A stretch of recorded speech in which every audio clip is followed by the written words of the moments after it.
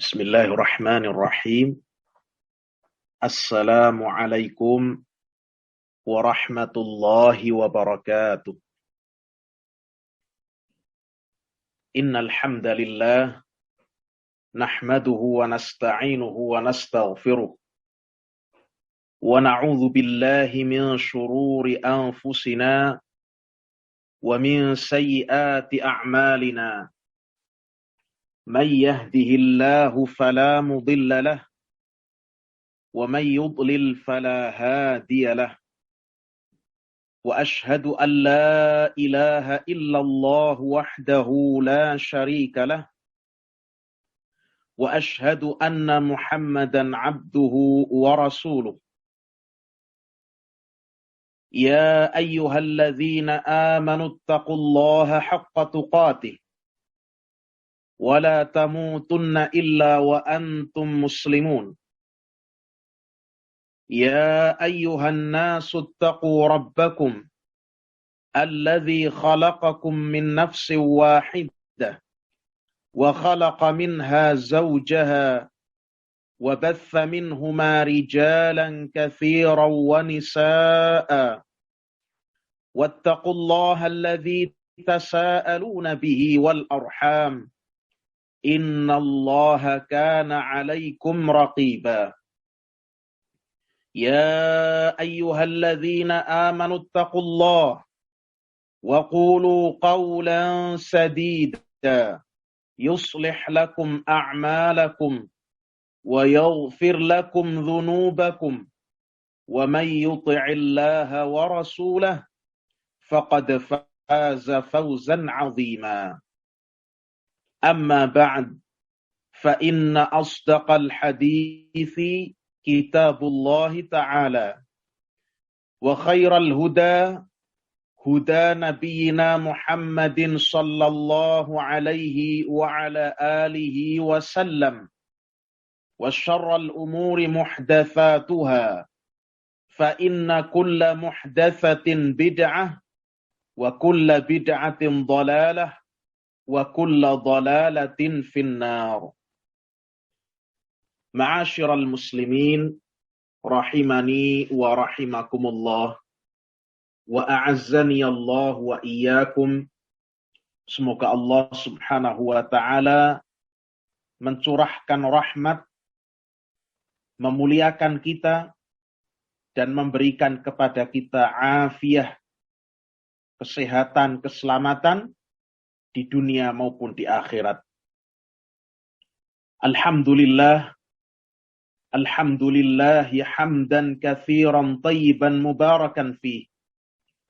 Segala puji, sanjungan hanya bagi Allah Subhanahu wa taala yang telah memberikan kesempatan kepada kita untuk sejenak kita berteduh, untuk sejenak kita melepas dahaga dari teriknya kesibukan-kesibukan, dari teriknya urusan-urusan keduniaan kita, di mana thalabul ilm itu termasuk bagian dari zikrullah, dan majelis-majelis ilmu termasuk bagian daripada majelis-majelis zikir.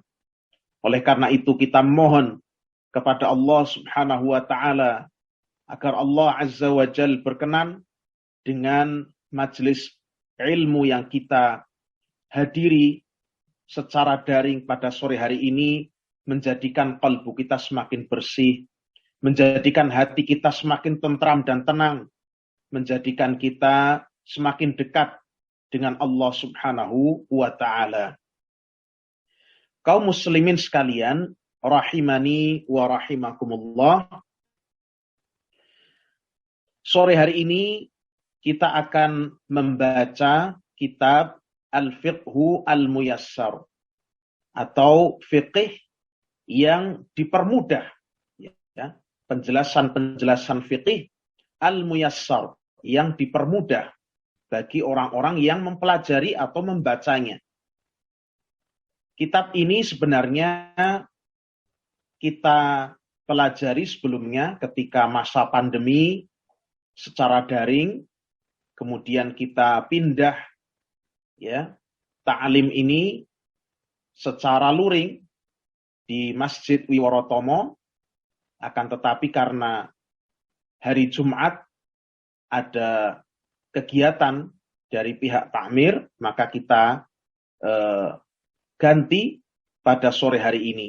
Sehingga ini adalah kajian pengganti bagi ta'lim yang biasa kita laksanakan pada malam Sabtu, yakni hari Jumat malam Sabtu. Adapun kajian daring kita yang masih terus berlanjut, yakni kajian akidah yang insyaallah ta'ala akan terus berlanjut dari satu kitab kepada kitab yang lain, yakni kita masih pada khudh aqidataka minal kitabi was sunnah. Ya. Ambillah akidahmu dari Al-Quran dan As-Sunnah yang ditulis oleh Asy-Syaikh Muhammad bin Jamil Zainu. Ya. Jadi ini kajian pengganti. Nah, mudah-mudahan Allah Subhanahu wa taala senantiasa memudahkan urusan kita sehingga kajian baik daring maupun luring insyaallah semakin makmur ya. Sehingga kajian-kajian fikih juga nanti bisa kita selenggarakan secara daring insyaallah taala. Mudah-mudahan Allah memberikan pada kita kemudahan. Baik. Bapak Ibu sekalian, jamaah kaum muslimin wal muslimat rahimakumullah. Kita kemarin telah membaca Al-Babur Rabi', bagian-bagian pertama dari Al-Bab Ar-Rabi', bab yang keempat dari kitab Fiqih Muyassar tentang siwak, ya, tentang bersiwak dan sunanul fitrah, sunnah-sunnah fitrah. Sekarang kita masuk kepada permasalahan yang kedua dari bab keempat ini. Mata yata'akkad, kapan siwak atau gosok gigi itu ditekankan, ya. Kapan perbuatan bersiwak itu lebih didorong lagi dibanding dengan keadaan-keadaan biasa. Karena sebenarnya siwak, ya, sunnah bersiwak itu umum di semua waktu, disunnahkan di semua waktu. Misalnya kita ya pagi hari bersiwak, silahkan ya dengan niat beribadah, dengan niat mengikuti sunnah, maka ini dapat pahala. Siang hari ingin bersiwak, silahkan. Sore hari, malam hari, monggo silahkan. Tidak ada batasan waktu tertentu.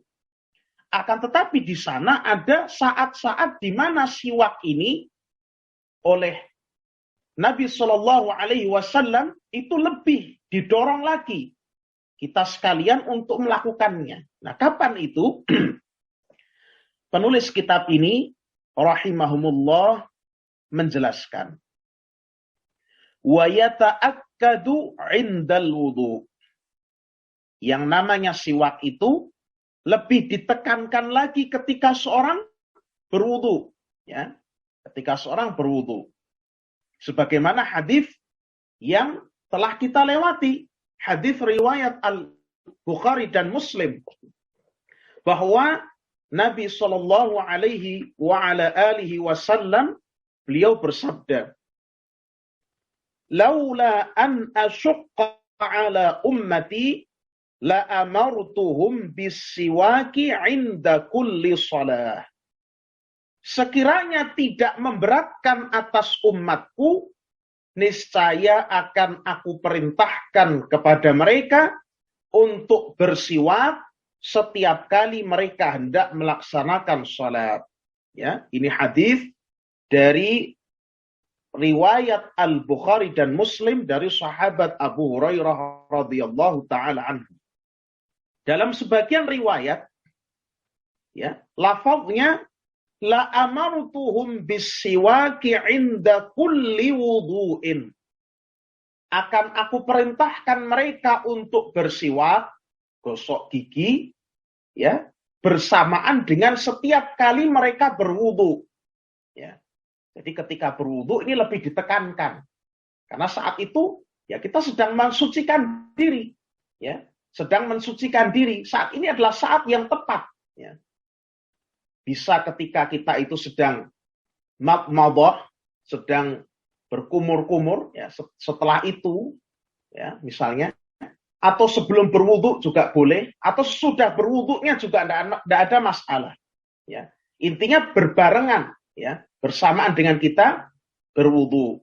Ya, ini yang pertama. Alasannya karena itu perbuatan bersuci. Jadi memang di sana cocok, ya, mensucikan diri dari hadas kecil, kemudian sekaligus juga kita mensucikan mulut kita. Ini yang pertama. Yang kedua, karena biasanya lazimnya orang yang berwudu itu mereka bermaksud untuk mengerjakan sholat atau melaksanakan suatu ibadah. Entah itu membaca Al-Quran, atau misalnya azan, atau dia berkhutbah, dan lain sebagainya. Sehingga ini akan semakin menyempurnakan ibadahnya. Ya. Dia berada dalam kondisi yang sebaik-baiknya, dalam keadaan dia menghadap kepada Allah Subhanahu wa Ta'ala, beribadah, bertaqarrub kepada Allah Subhanahu wa Ta'ala. Ya, kalau berwuduknya dengan siwak itu lebih sempurna. Ya, ketika dia sholat, maka mulutnya menjadi suci, mulutnya menjadi baik. Ya, aromanya menjadi thayyib, menjadi bagus. Ketika membaca Al-Quran juga demikian. Ketika berkhutbah, ketika azan, mengucapkan kalimat-kalimat thayyibah, tentunya itu dalam keadaan yang lebih sempurna. Barakallahu fiikum. Ini yang pertama ditekankan ketika kita berwudu. Entah itu di tengah-tengah wudu, ya, itu tidak merusak mualah, tidak merusak sambung menyambungnya wudu, atau boleh misalnya kalau wah kan susah ya, pakai misalnya kalau tidak pakai kayu siwak kan kadang-kadang agak susah ya, di tengah-tengah wudu. Misalnya ditaruh sebelum berwudu tidak ada masalah. Atau ditaruh sesudahnya juga tidak ada masalah. Itu termasuk di dalam bab bersiwak ketika seorang berwudu. Masih termasuk itu. Kemudian yang kedua, wa indal intibahi minan naum. Ketika seseorang bangun dari tidurnya. Ya, ketika seorang bangun dari tidurnya, ya. Mengapa demikian? Ya, ini ijtihad ya dari para ulama. Ya, mereka, ya, para ulama rahimahumullahu taala, mereka memasukkan bahwa bersiwak setelah bangun tidur itu termasuk perkara yang muakkad, perkara yang ditekankan. Kenapa? Karena saat itu kondisi mulut kita, kondisi rongga mulut kita itu sedang berubah aromanya.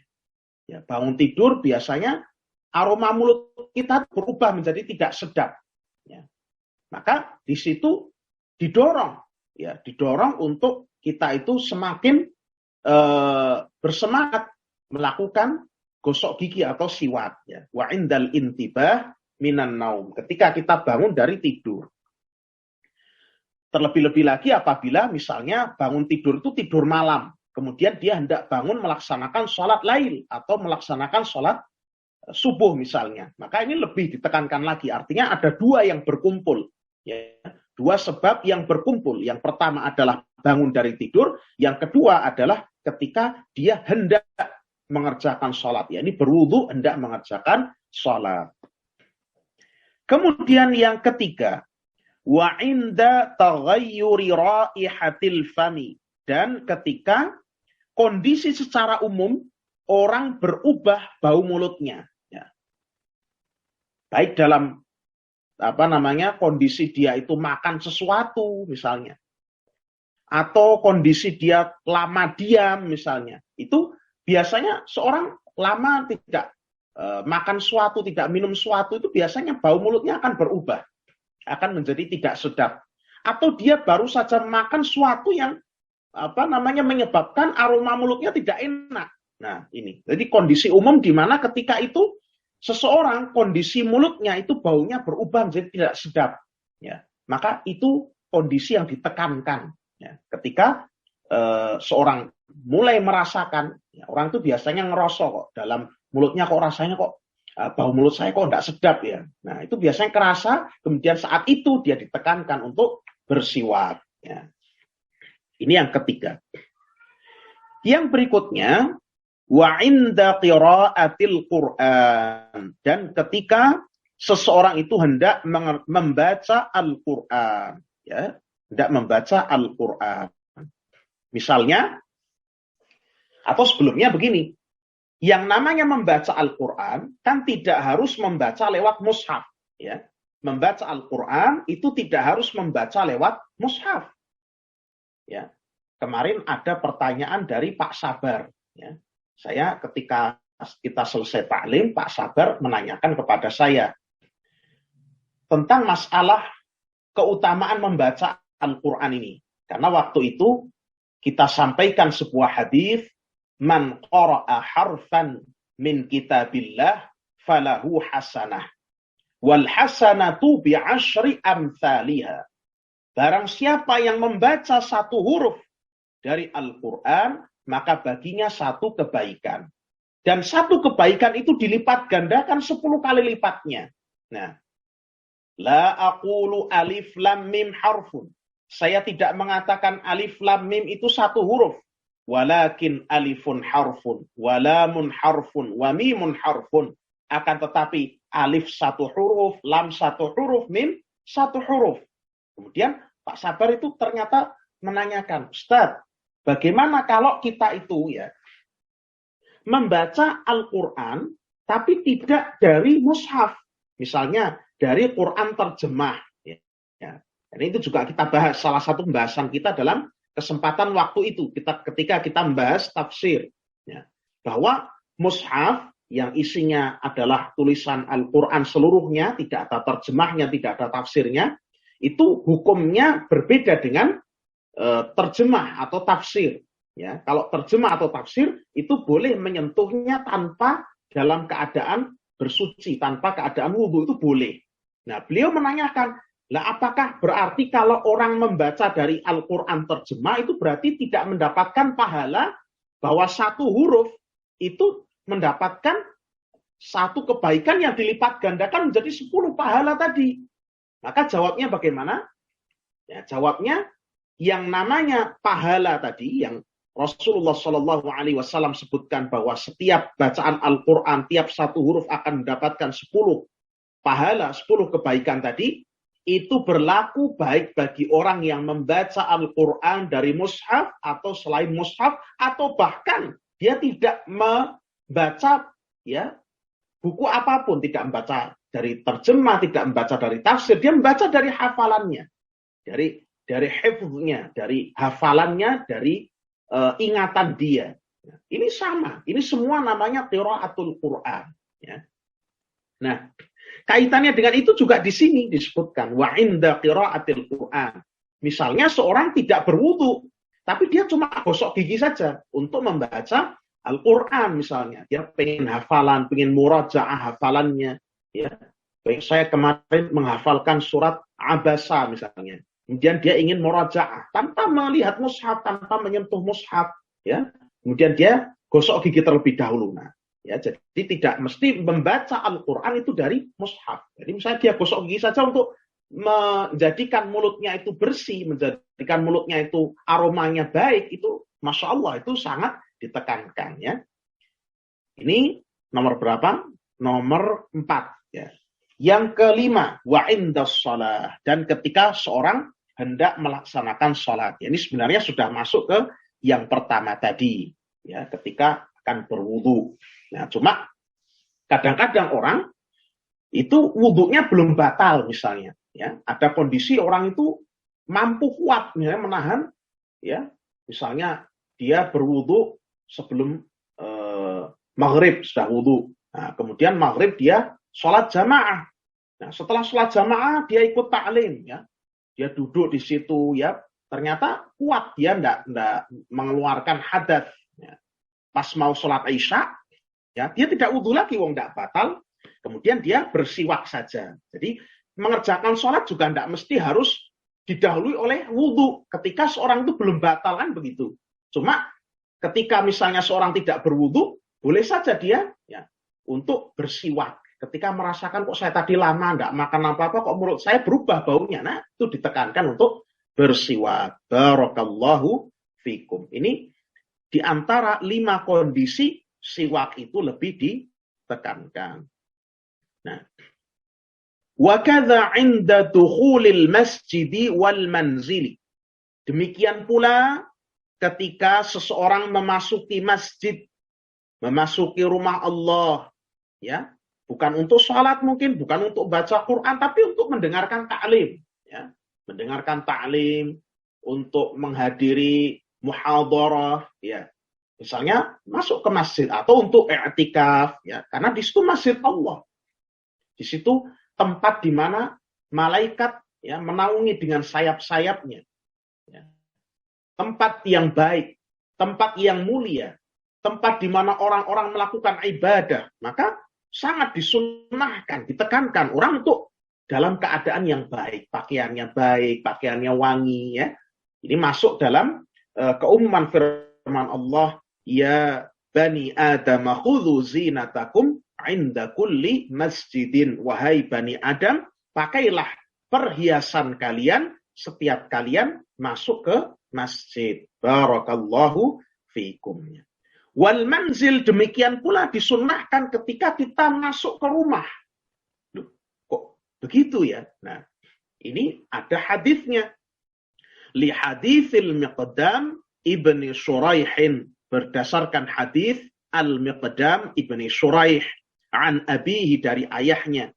Qal, dia mengatakan, Sa'altu Aisyata, saya bertanya kepada Aisyah radhiyallahu taala anha. Qultu, ya, saya mengatakan, bi ayyi syai'in kana yabda'un nabiyyu sallallahu alaihi wasallam idza dakhala baitahu. Nabi itu kalau masuk ke rumah itu apa yang pertama kali beliau lakukan? Nah, coba ini ya. Dari hadis Al-Miqdam bin Shuraih, dari ayahnya, berarti dari Shuraih. Dia menanyakan pada Aisyah. Aisyah ini istri Rasulullah Shallallahu Alaihi Wasallam, orang yang paling ngerti tentang keseharian Rasul. Aisyah ditanya Aisyah ini, wahai Aisyah, kebiasaan apa yang biasa Rasulullah Shallallahu Alaihi Wasallam lakukan ketika pertama kali masuk ke rumah? Jadi datang ke rumah, masuk, itu apa yang beliau lakukan pertama kali? Kalau kita mungkin langsung kelekaran gitu kan. Nah, tapi ternyata apa ya jawab Aisyah? Qalat bisiwak. Beliau langsung siwak. Wah, Masya Allah ya. Jadi ini rahasianya. Ya, terhadap keluarga pun kita juga, ya, terhadap anggota keluarga kita juga, ya, mengeluarkan aroma yang baik. Ya. Kita juga dalam kondisi yang baik, sehingga mereka tuh cinta kepada kita. Mereka dekat dengan kita. Ini rahasianya. Kadang-kadang kita nggak tahu, misalnya dengan istri hubungannya agak renggang, misalnya istri kok nggak mau dekat-dekat, jangan-jangan ya kita nggak perhatian dengan kondisi diri kita, ya, dengan kebersihan tubuh kita. Pulang-pulang ke rumah pokoknya nggak ganti, langsung tiduran di samping istri, misalnya demikian. Ya tentu ini akan, ya, menimbulkan ketidaksenangan. Ya. Anak-anaknya juga akan menjauh, ya, akan jauh dari kita. Padahal yang diinginkan dalam Islam adalah kedekatan antar anggota keluarga. Karena keluarga itu adalah benteng pertama. Benteng pertama seseorang, ya, dari segala macam keburukan. Itu yang pertama kali bentengnya keluarga. Kalau antar keluarga saling menjauh, hanya karena permasalahan sepele. Nggak menjaga kebersihan. Salah satunya kebersihan mulut, al-fam. Masya Allah ya. Jadi betapa bersihnya, ya, Rasulullah Shallallahu Alaihi Wasallam, ya. Beliau ternyata orang yang, ya, teladan dalam segala hal, dalam kebersihan, dalam akhlak yang baik, dalam hubungan dengan rumah tangganya. Masya Allah. Ya. Ini kita mungkin baru kali ini dengar, ternyata masuk rumah itu sunnahnya sikat gigi, tuh, kan begitu. Apalagi saya baru dari kerja, ya, dari kerja lama pagi sampai sore, udah makan macam-macam, ya, dan mulutnya kondisinya berubah, ternyata kita disunnahkan untuk apa? Sikat gigi. Barakallahu fiikum. Jadi tidak asing ya. Kenapa kok masuk rumah kok disunnahkan sikat gigi? Karena ini ada hadisnya. Ini hadis diriwayatkan oleh Imam Muslim. Wa yuta'akkadu kadzalika 'inda tulis sukut. Demikian pula ditekankan ketika seorang itu lama diam, ya. Lama diam, tidak makan minum, biasanya dia akan berubah ya bau mulutnya. Wa sufratil asnan, ketika warna giginya mulai berubah menjadi kekuningan, ya. Lil ahaditsis sabiqati, berdasarkan hadis-hadis yang sebelumnya. Ini ya, kita ingatkan lagi, mungkin ada Bapak Ibu yang di sini juga baru mendengar, baru mengikuti bahwa Nabi Shallallahu Alaihi Wasallam bersabda, as-siwaku madharatul lil fam, mardatul rabb. Siwak itu mensucikan mulut dan membuat atau mendatangkan keridhaan ar-Rabb Azza wa Jalla. Ini adalah salah satu amalan yang mendatangkan keridhaan Allah Subhanahu wa taala, mendatangkan kecintaan Allah Subhanahu wa taala. Ini amalan ringan berpahala besar, ya. Jadi jangan sepelekan siwak ini, ya. Untuk ngapain bahas siwak, itu amalan sepele. Padahal kalau kita niati itu sebagai ibadah, kita niati itu mencontoh peri kehidupan Rasulullah Shallallahu Alaihi Wasallam yang penuh dengan kesucian, penuh dengan kebersihan, itu bernilai pahala besar, ya, Masya Allah. Sehingga kita bersemangat, ya, sekarang menjadi orang yang mengamalkan sunnah ini. Ya. Selain juga kita dapat pahala, banyak kebaikan-kebaikan yang kadang-kadang kita tidak sadar, ternyata ya orang-orang di sekitar tuh. Apalagi kita thalibul ilmi, kita penuntut ilmu. Kita orang-orang yang lebih tahu agama dibandingkan keumuman orang-orang awam. Orang-orang akan tertarik. Ya. Bahkan orang-orang di luar Islam. Ternyata orang-orang Islam itu bersih-bersih. Ya. Ketika kita keluar, ya, kondisi kita rapi, pakaian kita rapi, aroma kita sedap, mulut kita juga thayyib, ya, baik kondisinya. Wah, ternyata orang Islam itu orang yang bagus-bagus. Maka kalau Bapak Ibu melihat dalam kitab-kitab sirah, kitab-kitab sejarah para sahabat, ketika para sahabat itu berjumpa dengan orang-orang kafir, ya, ketika mereka perang menaklukkan negeri-negeri non-Muslim, menaklukkan Persia, menaklukkan Eropa, Romawi ketika itu, orang-orang Eropa itu ketika itu yang masih berada di abad ke-8, mereka takjub dengan keadaan pasukan muslimin. Kenapa? Karena akhlak mereka yang baik, karena penampilan mereka, artinya keadaan tubuh mereka, jasmani dan rohani mereka itu bagus. Semuanya bagus. Ya, ini keadaan orang-orang generasi masa lalu, generasi sahabat, generasi tabi'in, itu Masya Allah, penerapan syariatnya, lahir dan batinnya. Nah, kita paling enggak kalau enggak bisa sempurna, kita mendekati bagaimana mereka bersemangat dalam melaksanakan sunnah-sunnah tersebut. Wa kana Rasulullah sallallahu alaihi wasallam idza qama minal laili yasusu fahu bisiwak. Dan adalah Rasul sallallahu alaihi wasallam jika beliau bangun di tengah malam, ya, untuk menunaikan salat, yasusu fahu bisiwak, beliau bergegas menggosok giginya dengan siwak. Nah, insyaallah, ya. Ini kan keadaan kita mau menghadap Allah di waktu-waktu mustajab. Masa kita mulutnya nggak bersih, ya? Kita mau menghadap zat yang maha besar. Kita menghadap Rabb kita. Kita mau memohon suatu permintaan kepada Allah. Kita mau merengek, mau memanjatkan suatu permohonan, mau mengadukan permasalahan-permasalahan kita. Masa kita menjumpai Allah, kondisi kita, mulut kita bau, kan? Nggak pas, ya? Nggak cocok.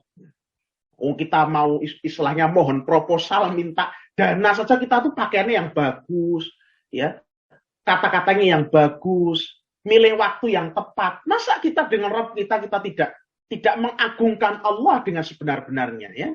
Ini salah satu adabnya.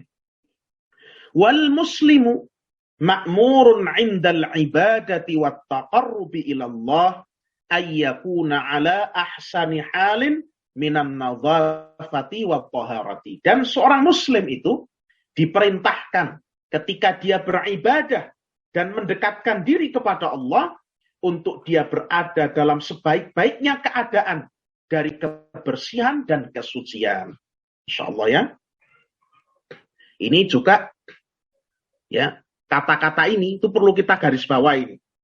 Seorang muslim itu diperintahkan ketika beribadah dan bertakarrub kepada Allah berada dalam keadaan yang sebaik-baiknya, berada dalam penampilan yang sebaik-baiknya dari kebersihan dan kesucian. Nah, saya ingat sekali pernah ada pertanyaan yang juga diajukan, ya. Bagaimana hukumnya? Sebenarnya apa hukumnya seorang yang sholat itu, menghadiri sholat jamaah misalnya, itu pakai peci itu apa sih hukumnya? Nah, ini pertanyaan kan menarik ini. Artinya, jadi nggak tahu. Maksudnya, kenapa orang kalau ke masjid itu kok nggak pakai peci itu kenapa? Ya, jawabannya ini tadi. Seorang itu ketika hadir untuk beribadah, maka dia itu hendaknya berada dalam sebaik-baiknya keadaan. Ya. Dalilnya surat Al-A'raf tadi yang kita bacakan ya, ayat 31. Ya bani Adam, khudhu zinatakum inda kulli masjidin. Wahai putra-putra Adam, pakailah perhiasan kalian. Perhiasan itu maksudnya pakaian yang baik, ya, penampilan yang baik, bukan perhiasan itu maksudnya pakai kalung emas, itu bukan itu. Zina itu maksudnya adalah ya kondisi seseorang yang ahsanu halin, sebaik-baiknya keadaan, pakaiannya bagus, pakai wewangian, ya, mulutnya juga baunya sedap, ya, masya Allah lah, ya, keadaan sebaik-baiknya. Ketika memasuki masjid, nah, orang Islam di antara kesempurnaan penampilannya, di antara ciri yang menjadikan orang Islam itu punya kekhasan yang membedakan dengan agama lainnya, itu adalah pakaian syar'i, pakaian takwa, di mana orang Islam di antara cirinya pakai penutup kepala. Apakah itu berupa peci, atau sorban, atau hutrah. Ya, hutrah itu seperti sorbannya orang-orang Arab. Misalnya Syekh Abdurrahman Sudes itu kan biasa ya hutrah itu, yang warnanya merah itu hutrah. Ada imamah itu yang dililitkan, itu imamah. Atau ada yang songkok. Ini ciri khas orang Muslim yang membedakan dirinya dengan orang-orang penganut agama lainnya. Membedakan dirinya dengan orang-orang awam, orang-orang yang tidak punya perhatian terhadap agama. Ya. Membedakan antara orang saleh dengan orang-orang yang fasik. Itu cirinya pakai peci. Ya. Apalagi ketika acara-acara di masjid, sholat berjamaah, mengikuti sholat Jumat. Ya. Maka sebaiknya, ya, yang paling afdol, seorang jangan meninggalkan ini. Kalau dia memang mampu. Ya. Misalnya dari rumah, dia bisa berpakaian yang sempurna, kenapa peci dia tinggalkan? Ini kan lucu. Ya. Sebagian orang, barakallahu fikum, wafaqahumullah.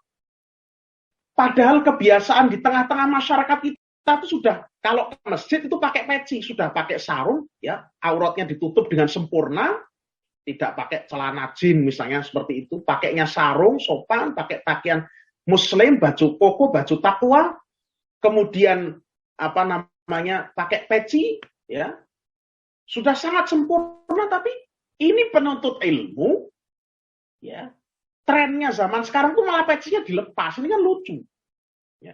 Padahal dia penuntut ilmu, ya. Ini suatu hal yang patut disayangkan.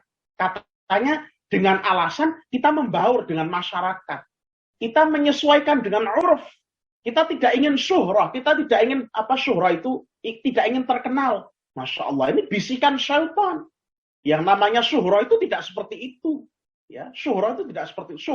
Syuhrah itu ingin terkenal. Itu bukan berarti terus kemudian ketika seorang berpakaian muslim yang baik, itu syuhrah, tidak. Ini termasuk di antara bisikan syaitan. Syuhrah itu bahkan orang berpakaian jelek. Orang berpakaian jelek loh. Untuk dipuji orang itu juga syuhrah. Tidak mesti syuhrah itu terus kemudian ya seorang itu berpakaian yang bagus itu syuhrah, tidak. Syuhrah itu patokannya adalah ketika seorang itu ingin ya berbeda dengan yang lain, ingin supaya dirinya itu masyhur, ingin supaya dipuji-puji, itu namanya syuhrah. Ya. Adapun seorang memakai baju muslim, memakai baju dan pakaian yang menjadi ciri khas kaum muslimin, itu bukan syuhrah. Itu mengikuti sunnah, ya bukan syuhrah. Itu adalah kesempurnaan seorang ketika menghadap beribadah kepada Allah Subhanahu wa Ta'ala. Itu bukan syuhrah, itu justru sudah kebiasaan yang mengakar di masyarakat kita. Ini ada loh, sebagian di antara penuntut ilmu yang berdalil seperti ini. Ya. Oh, saya copot aja pecinya supaya memasyarakat, membumi. Salah, padahal masyarakat itu sudah punya kebiasaan yang bagus. Ketika ke masjid, ya menggunakan keadaan yang sebaik-baiknya. Ya. Barakallahu fikum. Sehingga ya termasuk dari rumah, kita dari rumah itu sudah dalam keadaan bagus. Ya. Hadisnya bagaimana?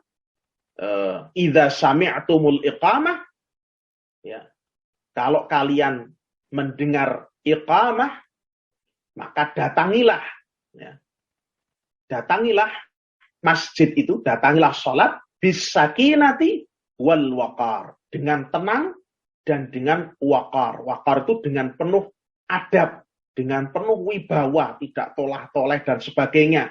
Tidak kebanyakan bicara, tidak kebanyakan melakukan hal-hal yang sia-sia. Artinya kita berjalan menuju masjid itu dengan penuh adab, kewibawaan. Ya. Ada sebagian orang datang ke masjid itu pakai celana pendek, ya toh? Kemudian sarungnya terus dikalungkan kayak orang mau ke sawah. Sarungnya baru dipakai ketika sampai di masjid. Pecinya nggak dipakai, pakainya kaos oblong, sarungnya diselempangkan, pakainya celana pendek. Ini sebenarnya mau ke masjid, apa mau macul, ya, apa mau tandur. Nah ini kan ya tidak sesuai dengan kesempurnaan adab. Sehingga dari awal kita dari rumah itu sudah berpakaian rapi, bahkan dituntunkan berwudu, ya dari rumah sudah berwudu. Kemudian masuk masjid, mendatangi sholat jamaah, pulang. Nah itulah kesempurnaan adab yang mendapatkan pahala yang sempurna. Barakallahu fikum. Al-mas'alatu tsalitsah. Mudah-mudahan tadi bisa dipahami ya. Al-mas'alatu tsalitsah, masalah yang ketiga. Bima yakun, dengan apa siwak itu? Yusannu ayyakuna tasawwuku bi'udin rabbin la yatafattatu. Disunnahkan bersiwak itu, ya paling afdolnya karena ini mengikuti sunnah, adalah dengan kayu siwak yang basah, yang tidak merobek gusi, wala yajrahal fam, dan juga tidak melukai mulut. Ya. Fa innan nabiyya sallallahu alaihi wasallam, karena Nabi sallallahu alaihi wasallam kana yastaku bi'udin arakin. Beliau biasa bersiwak menggunakan kayu arak, kayu siwak yang masyhur sekarang banyak dijual, ya. Maksudnya di sini afdol itu bukan berarti kalau saya pakai sikat gigi ini tidak afdol, bukan. Maksudnya begini. Orang yang bersiwak dengan kayu siwak itu dia punya keutamaan. Ya. Dia punya berbagai keutamaan yang tidak dimiliki oleh orang yang gosok gigi dengan menggunakan alat pasta gigi yang sekarang. Ya. Di antaranya, yang pertama, kayu siwak itu bisa dibawa kemana-mana. Ya. Dan bisa dipergunakan bahkan ketika ya kita di dalam suatu ruangan atau di dalam masjid, atau di kondisi misalnya kita di dalam kendaraan kereta atau bis, itu bisa digunakan semuanya. Ya, disuruh dipakai, ambil dari kantong dipakai, dia praktis, bisa dibawa kemana-mana, bahkan itu bisa dipotong. Kayunya itu kan panjang, itu bisa dipotong kayunya sesuai dengan kebutuhan kita. Ya, dia bisa dibawa kemana-mana tanpa menggunakan pasta, karena di situ sudah ada kandungannya. Ya, bahkan menurut saya ya ini bukan sedang iklan ya. Pepsodent itu sekarang dia membuat satu pasta, ya, pasta gigi yang diformulasikan dari bahan-bahan yang terkandung dalam kayu siwak itu. Jadi itu diekstrak kemudian dipakai untuk menjadi bahan pasta gigi. Ya. Ini sudah ada kandungannya. Ya.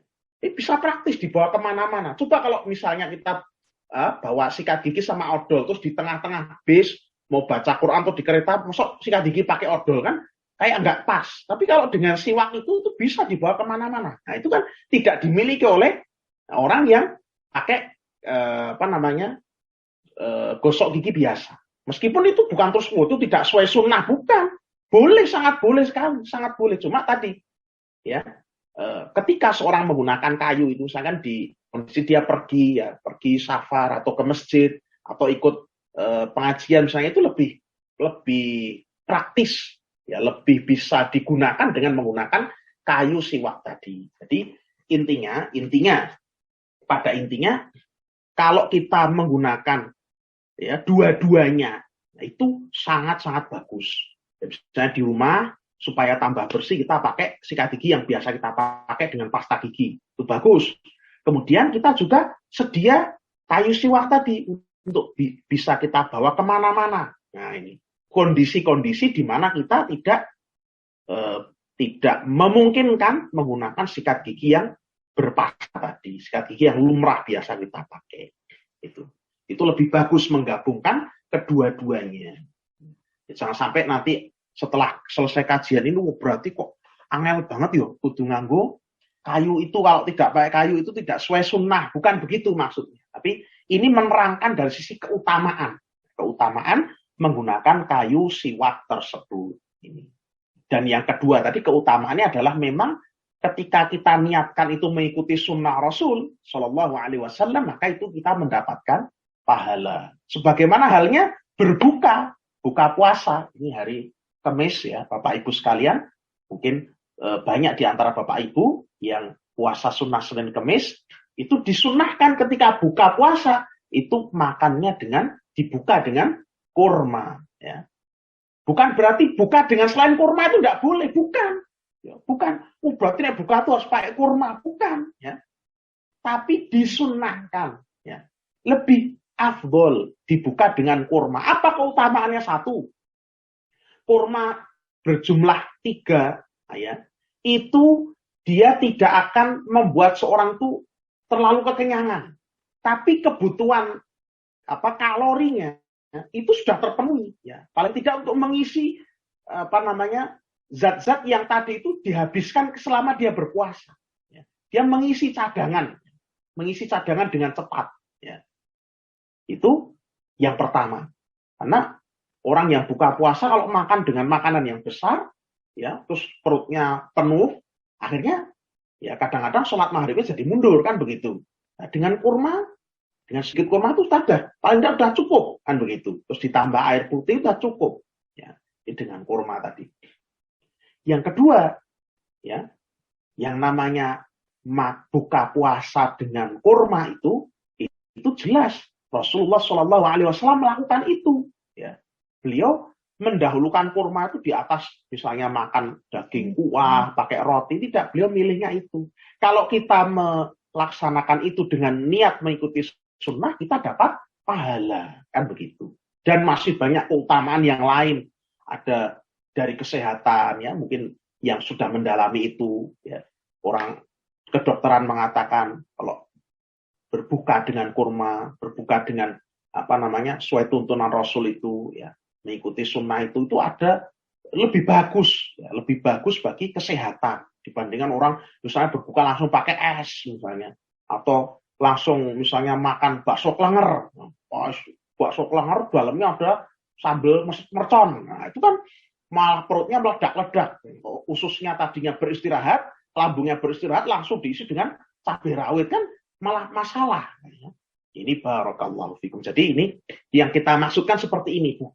Bukan berarti kalau begitu buka puasa tuh nggak boleh makan nasi, nggak boleh tidak boleh makan roti, bukan. Tapi tadi kalau bisa menggabungkan antara keduanya, ya, tetap kita makan seperti biasa, tapi kita mendahulukan ada sunnah Rasulnya kita laksanakan, ya, itu lebih bagus. Jadi makan kurma dulu, minum air putih sebagaimana dilakukan Rasul Shallallahu Alaihi Wasallam, kemudian kita sholat maghrib, setelah itu terus makan yang lain-lain yang biasa lumrah di negeri kita, mau makan roti, mau makan pengarem-arem, mau makan apa itu namanya, lemper dan lain sebagainya, monggo silahkan, tidak ada masalah.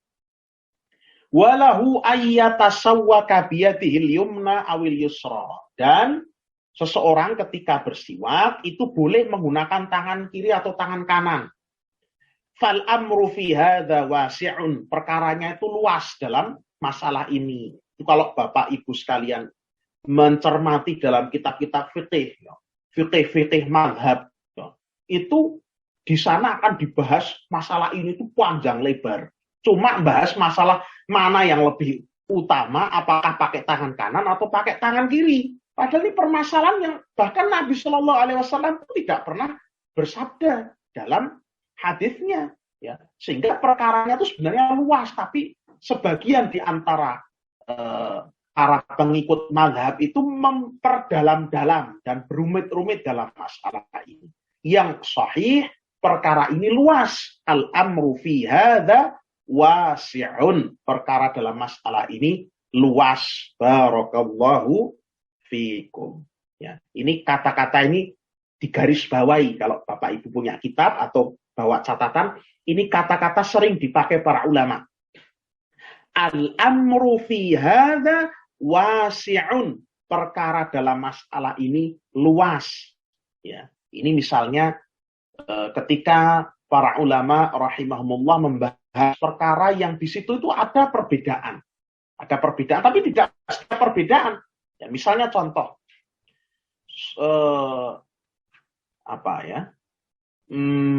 misalnya khutbah sholat Aid, ya, khutbah sholat Aid. Ya, silahkan dilihat di fatwa Syekh Ibnu Utsaimin rahimahullah.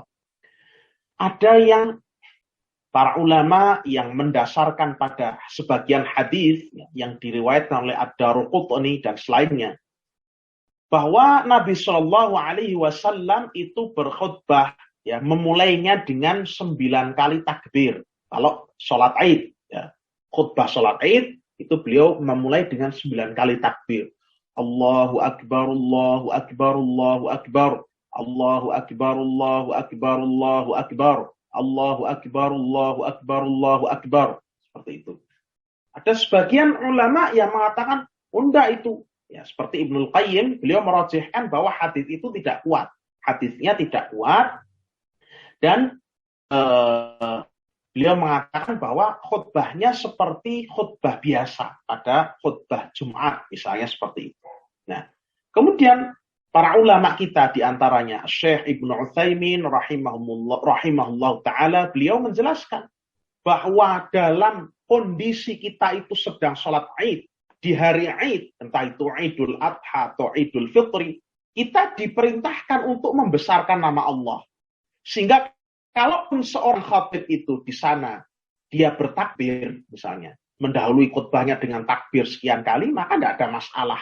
Ya, itu al-amru fi hadza wasi'un. Juga diriwayatkan dari beberapa orang salaf juga melakukan yang seperti itu. Ya, al-amru fi hadza wasi'. Perkara dalam masalah ini luas. Ini sering ibarat ini, ya, istilah ini tuh dipakai ketika kita bahas fikih, ya. Monggo digarisi atau dicatat. Ya, ini istilah para ulama. Ya. Jadi kalau misalnya monggo perkara dalam hal ini luas, misalnya seperti itu berarti mau Anda mau melakukan yang ini, mau yang ini, monggo silahkan. Contohnya juga misalnya begini. Ketika kita ruku' atau sujud, ya, ruku' atau sujud. Sebagian ulama mengatakan bahwa doa-doa ruku' dan sujud itu dibaca sendiri-sendiri. Misalnya, Subhana rabbiyal azim, Subhana rabbiyal azim, Subhana rabbiyal azim, ya itu saja. Nanti ketika sholat yang lain, mau pakai yang lain, monggo. Subhanakallahumma rabbana wa bihamdika Allahumma ghfirli, monggo. Sebagian ulama, seperti Syekh Ibnu Sa'di rahimahullah, mengatakan itu doa itu boleh dikumpulkan. Misalnya orang dalam satu ruku', dia membaca Subhana rabbiyal azim, Subhana rabbiyal azim, Subhana rabbiyal azim, Subhanakallahumma rabbana wa bihamdika Allahumma ghfirli. Kata Syekh Sa'di begitu dikumpulkan. Ya, boleh dikumpulkan. Sebagian ulama mengatakan tidak, itu harus sendiri-sendiri. Ya. satu sholat ya ini bacanya, nanti sholat yang lain kalau mau diganti yang lain ya itu bacanya jangan dikumpulkan jadi satu, jadi milih. Ya, dalam hal ini al-amru fi hadza wasi'. Kalau seorang mau mengumpulkan ya monggo, seorang mau dibaca sendiri juga monggo. Ini ada perkara-perkara yang masalahnya itu luas. Barakallahu fikum. Fa illam yakun indahu 'udun, kalau dia tidak punya kayu siwak ya, atau tidak punya juga alat untuk bersiwak ya, apa namanya itu sikat gigi ya. Yastaku bihi halal wudu, yang bisa dia pakai untuk bersiwak di ketika dia berwudu atau yang selainnya, ajza'ahut tasawwuku bi usbu'i, maka sudah sah ya, artinya sudah mencukupi dia menggosok giginya itu dengan menggunakan jari jemarinya. Jadi kalau enggak bawa kayu siwak, enggak bawa alat gosok gigi, itu pas lagi berwudu misalnya, pas lagi kumur-kumur itu digosok dengan menggunakan jarinya ya, supaya bersih kotoran-kotoran yang melekat di gigi. Karena Bapak Ibu juga pasti sudah tahu bahwa dari segi kesehatan kalau kotoran itu tidak dibersihkan ya, dibiarkan mengendap, itu akan menjadi karang gigi ya. Sehingga dengan jari itu tidak ada masalah. Jarinya sendiri kok ya, dibersihkan, terus didekatkan ke air misalnya, kemudian dia gosok dengan jarinya, itu tidak ada masalah. Itu juga sudah dianggap bersiwak ya. Ajza'ahu, sudah dianggap bersiwak, sudah mendapat keutamaannya. Itu yang dimaksud begitu. Sudah mendapat keutamaannya. Kama rawa dzalika Ali bin Abi Thalib radhiyallahu anhu fi sifati wudu'in Nabi sallallahu alaihi wasallam. Sebagaimana hal ini diriwayatkan oleh Ali bin Abi Thalib tentang sifat wudu Nabi sallallahu alaihi wasallam, yang diriwayatkan hadis ini oleh Imam Ahmad dan disahihkan oleh Al-Hafidh Ibnu Hajar dalam At-Talkhisul Habir. Terakhir dalam pembahasan hari ini, okay? Berarti minggu depan sudah kembali biasa di masjid dan pembahasannya tafsir.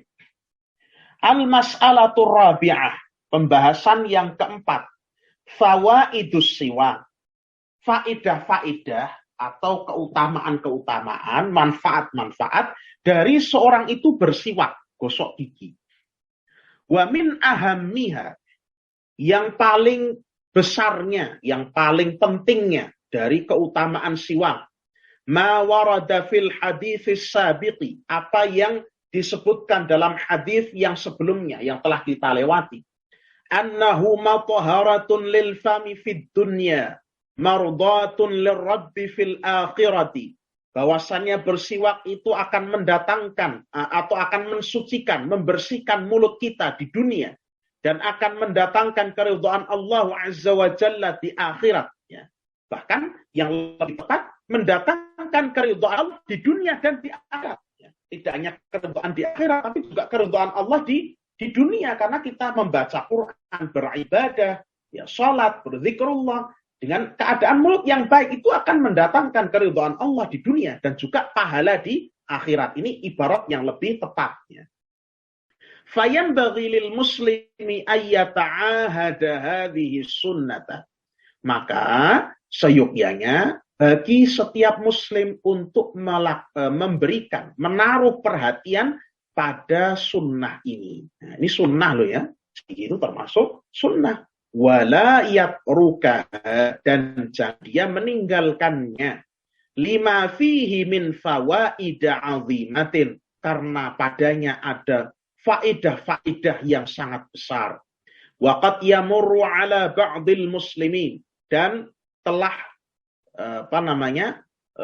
telah terjadi ya, telah berlaku pada sebagian kaum muslimin ya, telah berlalu pada sebagian kaum muslimin, muddatun minal waqti ya, muddatun minal waqti itu beberapa waktu ya. Jadi telah berlalu beberapa waktu bagi sebagian kaum muslimin ya. kasyahri seperti sebulan, wasyahraini dan 2 bulan atau lebih dari itu atau kurang, misalnya 1 minggu, 2 minggu, sebulan, 2 bulan dan seterusnya. Kadang-kadang ada sebagian kaum muslimin yang demikian. Ya. Semoga kita bisa juga setelah ini memperbaiki diri kita. Wahum lam yatasawwaku. Sedangkan mereka tidak mau bersikat gigi, tidak mau bersiwak. Sebulan 2 bulan tidak mau bersiwak. Imma takasulan wa imma jahlan. Bisa jadi karena malas, ya malas melaksanakan sunnah ini, melaksanakan hal yang dicintai Allah ini, atau karena jahil, karena tidak tahu bahwa ini tuh berpahala, bahwa ini tuh adalah amalan ibadah. Ya. Sikat gigi kok amalan ibadah? Iya, karena itu didorong dalam hadis mendatangkan kecintaan Allah. Nah, nggak tahu dia bahwa ini adalah amalan ibadah. Wa haula'i qad fatahumul ajrul 'azimu wal fawaidul katsiratu. Dan mereka itu yang melakukan hal tersebut, yang meninggalkan perbuatan gosok gigi tadi, sungguh telah melewatkan pahala yang sangat besar dan faedah-faedah yang banyak. Bisa babi tarkihim hadhihi sunnata. Sebab mereka telah meninggalkan sunnah ini. Allati kana yuhafidhu 'alaiha an-nabiy sallallahu alaihi wasallam, yang dijaga, dilazimi, ya, dibiasakan oleh Nabi sallallahu alaihi wasallam, ya dijaga sunnah ini. Wa kada ya'muru biha ummatahu amra ijabin. Bahkan sampai beliau itu hampir-hampir saja memerintahkan siwak itu dengan perintah wajib. Ya tadi hadisnya sudah kita lewati ya. Sekiranya tidak memberatkan umatku, berarti kan hampir-hampir beliau itu mewajibkannya. Laula khauful masyaqqati, jika bukan karena takut memberatkan umat beliau. Waqad dzakaru fawaida ukhra lis-siwak, dan sungguh telah para ahli, para ulama, para dokter ya, al-tibba telah menyebutkan juga faedah-faedah lain dari bersiwak ini. Minha diantaranya annahu yuqawwi al-asnan, bahwa siwak itu akan menguatkan gigi-gigi, wa yashuddul lithata, dan akan mengokohkan gusi, ya, akan membuat sehat gusi, wa yunqiyas sauta, dan akan membersihkan suara, wa yanshitul abda, dan akan membuat seorang itu merasa tenang, merasa nyaman, ya, merasa enak, ya. Ini barakallahu fiikum. Jadi dari sini kita, ya sudah jam 5, dari sini kita mengetahui bahwa Islam itu ternyata memang betul-betul memperhatikan segala hal yang bermaslahat bagi seorang hamba. Sampai hal-hal kecil-kecil seperti ini. Coba Bapak Ibu coba. Masih mau milih agama selain Islam, agama mana yang nyuruh sikat gigi? Ya toh? Dokter gigi itu tidak perlu promo kemana-mana, kampanye gigi. Islam sudah promo sejak dulu, sudah menggembar-gemborkan kesehatan mulut sejak dulu, kebersihan dan kesehatan mulut sejak dulu. Mana agama yang ada kok urusan sikat gigi kok diurusi, ya toh? Padahal zaman itu Eropa dalam zaman kegelapan, orang-orang itu malah nggak pada gosok gigi. Bapak Ibu bisa buktikan itu sejarahnya orang Eropa masa kegelapan itu seperti Viking, itu giginya malah kuning-kuning. Ini Nabi Shallallahu Alaihi Wasallam diutus di tengah-tengah bangsa Arab jahiliyah, kok bisa ada syariat sikat gigi itu bagaimana? Bahkan beliau orang yang rajin, pulang rumah langsung sikat gigi, malam hari beliau sikat gigi, mau sholat beliau sikat gigi, dan seterusnya. Ya, sehingga ini juga maslahat. Kadang-kadang kalau orang sudah sakit gigi, ya, kan, kita itu mengenal sakit gigi itu sakitnya sakit sekali, ya, sudah gigi sudah sakit keroak sampai bolong karena nggak disikati, sakitnya luar biasa, ya. Itu coba kalau kita renung-renungkan, wah ternyata ya Islam itu sampai memperhatikan hal-hal seperti ini, semacam ini. Berarti kan ini bukti bahwa Islam itu agama yang hak, Islam itu agama kebersihan. Cuma pengikut-pengikutnya, umatnya yang sebagian yang karena tidak paham agama, karena juga tidak mengerjakan apa yang dituntunkan, sehingga agama Islam kok agama kumuh. Nah, nampaknya kan seperti itu. Padahal sama sekali tidak. Sehingga ya kita monggo setelah mendengar ini kita semangat untuk menjalankan sunnah ini, diniati ibadah, diniati mengikuti sunnah, dan berharap pahala dan keridhaan Allah Subhanahu wa Ta'ala. Dan juga kita menambah kekuatan iman kita, keteguhan kita di atas agama yang mulia ini. Jangan kita berpaling, jangan kita kepencut dengan agama yang lain yang kebaikannya saja tidak memiliki kejelasan. Ya. Mudah-mudahan apa yang kita pelajari ini bermanfaat bagi kita di dunia wal akhirah. Allahumma inna nas'aluka ilman nafi'an wa rizqan tayyiban wa amalan mutaqabbala. Allahumma anfa'na bima 'allamtana wa 'allimna ma yanfa'una warzuqna ilman yanfa'una wa zidna ilman. Wa sallallahu wa sallama wa baraka ala nabiyyina Muhammad wa ala alihi wa ashabi ajma'in. Subhanakallahumma wa bihamdika asyhadu an la ilaha illa anta astaghfiruka wa atubu ilaik. Untuk pertanyaan, monggo bisa disampaikan di grup. Wassalamualaikum warahmatullahi wabarakatuh.